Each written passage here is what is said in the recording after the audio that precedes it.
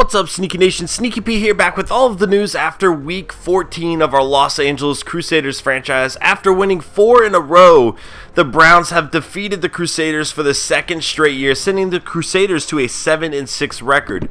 However, that loss could be a lot more detrimental than just that. I will get to all of that in 1 second. First, let's go ahead with game prep here. Now, this week, I'm going to do nothing but concentrate on Derek Carr, and I'm doing this for a reason. We've been failing on a lot of attempts down the field in late game situations, and I really want to change that. I definitely want to increase his deep throw accuracy and just his accuracy in general. You know, it's something that we've kind of been struggling with a little bit lately, and I feel like if we actually put some time into him, something we really haven't done a whole lot of this year, even though he's obviously a key part of our team.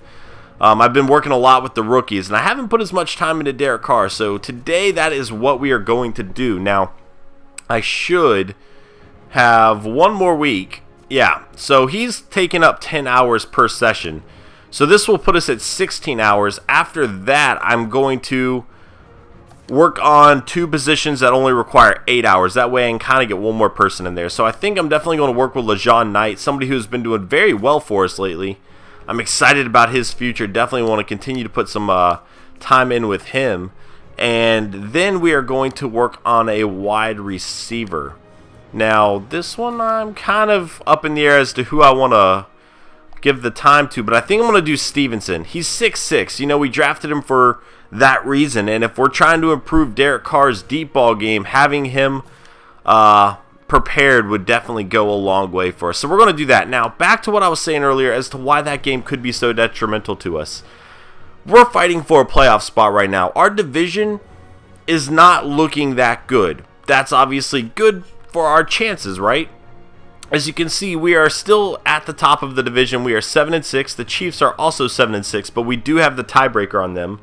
The Broncos we have split our meetings with are 6-7, and the Chargers, who beat us earlier in the year, are 6-7.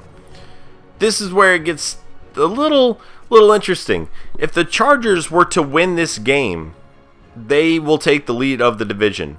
They will have the same record as us, but they have the tiebreaker on us. Which would make it so we are fighting for a wild card spot. Now, there are only 2 wild card spots to go around, obviously. So here's the issue. The 2 teams that we are fighting against right now are the Steelers and the Browns, both of which have the tiebreaker on us. Now, the AFC is pretty weak this year, as you can see. That plays in our favor. It definitely does. But we still have to win our division.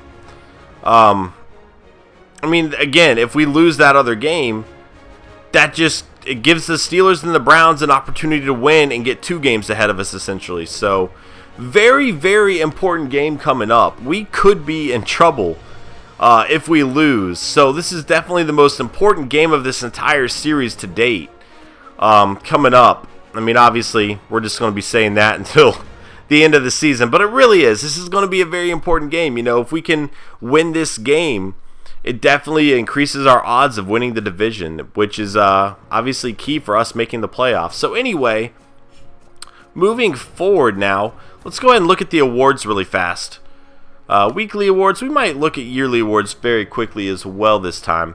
Mallet for the Cardinals. See, the Cardinals now, if you look way down here, they had Osweiler on the list. So now he's hurt, and another player has stepped up. The Cardinals, okay, Osweiler made it twice, yeah.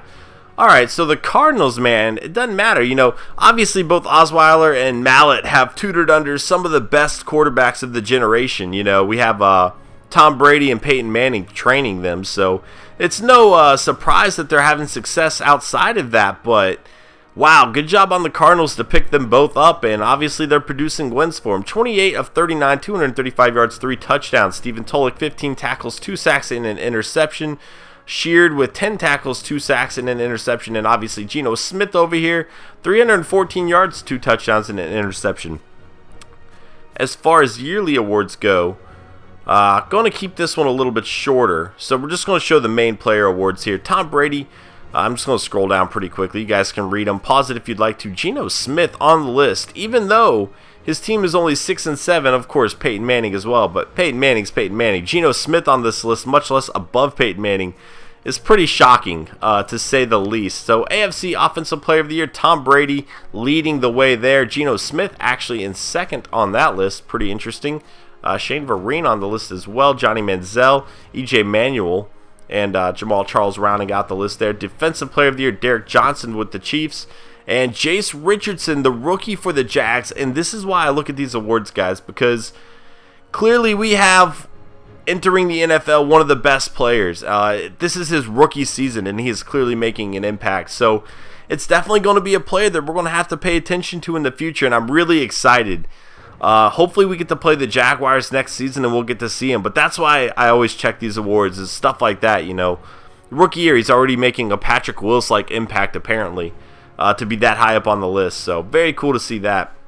And going down the list, there's Dansby, who had that interception to end the game. Brandon Spikes is on the list. Definitely going to be a priority in re-signing him this offseason. A guy I need to bring back. Offensive Rookie of the Year, Devin Golden leading the way, which is great for us. Easton, Chester, as we go down the list. Jabbar Gray, who has a higher legacy than Golden. I wonder why that is. That's pretty interesting, to say the least. But yeah, and Farrell has a higher legacy as well. But Jabbar Gray... sorry for the cough. On the list, Philip Farrell for the Chargers. We have seen him. Isaac Cosby making the list. Macklin, we saw him as well. Shakir Gayton making the list.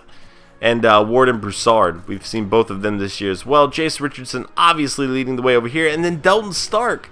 So they have another young defensive player that has been obviously playing pretty great for him. So the Jaguars are going to be an elite defensive team here in a few seasons. And I love following that storyline. We're definitely going to have to pay attention to it.